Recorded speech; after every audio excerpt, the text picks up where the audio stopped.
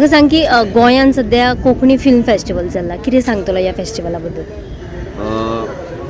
Goan state film festival अशें म्हणून हें नांव दिल्लें आसा. एक्चुली इफ्फी जें आसा तें इंटरनॅशनल जालें.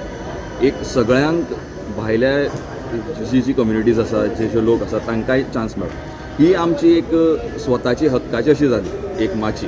आनी ही आतां खूब मदीं 2-3 वर्सां बंद आशिल्ली. सो आतां परत सुरू जाल्या. सो एक म्हाका दिसता आयच्या यंग सिनेमा करपी जी भुरगीं आसात किंवा यंग जे सगळे एन्थुजियास्ट आसात तांकां ही एक नवी माची आसा. एक होपसो आसा की फाल्यां समज आमी ह्या फिल्डान जर करियर केलें किंवा कितें तरी आपली आयडिया एक्सिक्यूट करपाक जर ट्राय केलें जाल्यार ही एक माची तांकां एवेलेबल सदांच आसतली आनी तांकां आव्हान आसतलें यो अशें म्हणून. आनी एक होप ऑटोमॅटीक मायंडान क्रिएट जातलो.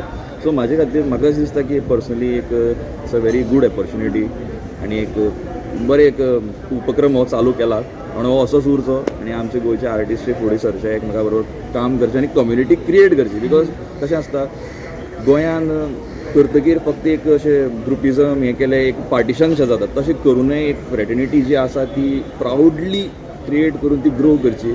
जशी भायल्या कंट्रीजांनी चलता, महाराष्ट्रान चलता, बॉलिवूडान चलता तशेंच हांगा क्रिएट जावचें. आनी हांगा अजिबात कमी अशें कांय ना.